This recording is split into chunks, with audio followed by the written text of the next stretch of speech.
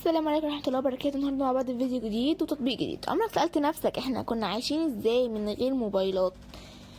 مش بس فكرة التواصل، قصدي على التحكم الكامل في تفاصيل حياتنا بضغط الزرار. قبل سنين عشان تبيع عربية او تشتريها كنت محتاج واسطة وياخد عمولة او تنزل تلف في المعارض بالساعات او حتى تشتري جراد عشان تشوف اعلانات منبه. دلوقتي الموضوع بقى داتا ومجرد خوارزميات بتسهل حياتنا، بس هل ده معناه اننا بقينا في امان؟ السؤال ده هو اللي هجاوبك عليه في اخر الفيديو، بس خلينا في الاول نحلل التطبيق عرباوي اللي كتير بيسألوني عنه. تطبيق عرباوي بيدخل الضمان تصنيف تطبيقات واسطة رقمية للسيارات من وجهة نظر فني. تطبيق بيعتمد على واجهة مستخدم مباشر بتهدف لتقليل مسافة بين البائع والمشتري. لكن خلونا نتكلم لبلغ أرقام وواقع أكتر. التطبيقات المجانية دي بتكسب ازاي؟ المطور هنا ما بيعتمدش بس على الإعلانات فيها، لا على طريقة خفية زي بيع بيانات التصفح وترتيب ظهور الإعلانات اللي بتخلي البائعين يدفعوا عشان إعلاناتهم تكون فوق. ده بيخليك نوع من الاحتكار الرقمي لجذب المشتري. نقطة مهمة لازم الكل يعرفها، التطبيقات دي احيانا بتكون بيئة خصبة للتلاعب بالاسواق او حتى عمليات نصب الكترونية. فيها ناس بتستخدم تطبيق عشان تعمل اعلانات وهمية باسعار مغرية جدا عشان تجمع داتا المشترين او بيزودوهم.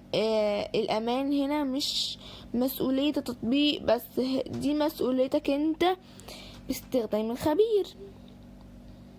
لما دخلنا على بلاي ستور وحللنا التعليقات بنلاقي اقسام كبيرة فيها مستخدمين بيشتكوا من البطء التحديث او اكترهم اعلانات، يعني اعلانات من عندهم بقى كتيرة قوي اللي تعطل التجربة التصفح.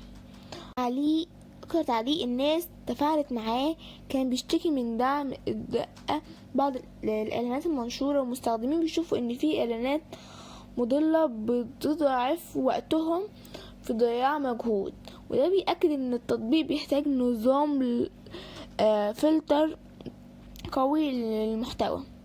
استخدام الصح التطبيق، ما تبعتش اي عربون قبل المواعيد الفعلية، وما تبقاش اي بيع في مكان غير عام. ولو عايز بدائل، في تطبيقات تانية في السوق المصري وليهم مميزات تانية زي تطبيق أوليكس، وده أقوى من حيث عدد الانتشار وعدد ضخم من المستخدمين.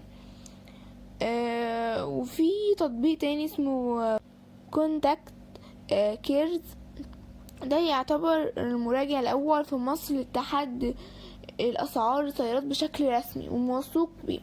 في النهاية نرجع للسؤال اللي صدمنا كلنا، عشان نعيش ازاي زمان؟